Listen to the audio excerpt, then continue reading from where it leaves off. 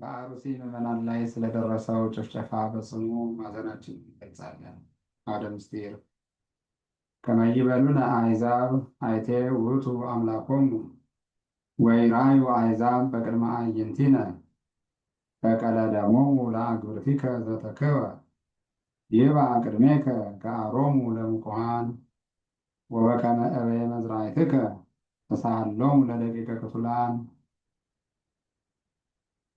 አሕዛብ አምላካቸው ወዴት ነው እንዳይሉን የፈሰሰውን የባሪያዎችህን ደም በቀል በዓይኖቻችን ፊት አሕዛብ ይዩ።